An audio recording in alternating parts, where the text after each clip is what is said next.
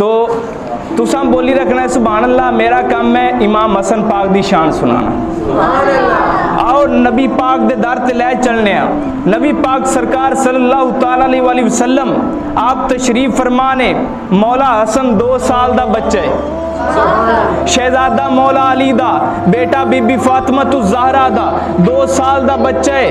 2 साल दा बच्चा है। नबी पाक सरकार ते वही नाज़िल होई, आप सरकार ते वही नाज़िल होई।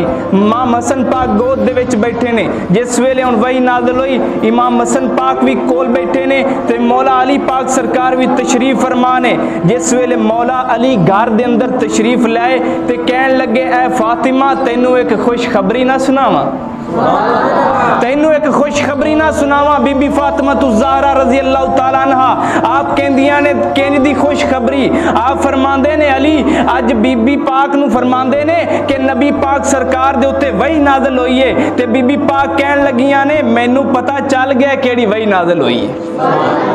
तो बीबी पाक ने जिस वेले इन्नी गल कीती, मौला अली परेशान हो गए कि मैं हाले हुण सुन के आ रहा नबी पाक दे उत्ते जेड़ी वही नाज़िल होई है। ते बीबी पाक नू पहले किंज पता चल गया, सईदा कैनात नू पहले किंज पता चल गया। तो जिस वेले इन्नी गल हुई ते बीबी पाक ने क्या मैनू हसन ने आके दस्या कि ए नबी पाक दे उत्ते वही नाज़िल हुई है।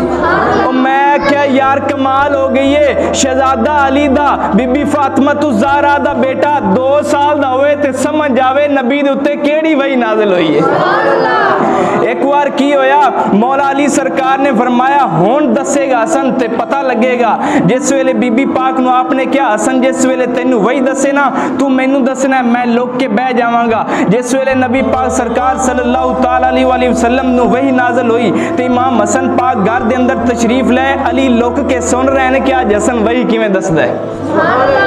हसन पाक ने वही बयान कीती ते जुबान अड़न लग पई।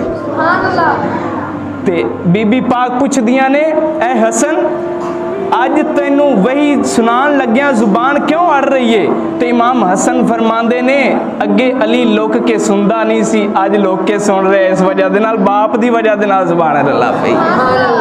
ते 2 साल दा बच्चा है ते आके घर खबरां पी देंदा है कि नबी पाक दे उत्ते ऐ वही नाज़िल होई है। ते कसम खुदा दी करके आना ए इमाम हसन रज़ी अल्लाह तआला अन्हु होवे जिन्ना दे वास्ते जन्नत रब ने सजाई है। सुभान अल्लाह। क्यों? मेरे पाक नबी ने की फरमाया, अल हसन वल हुसैन सैयदा शबाब अहलिल जन्ना।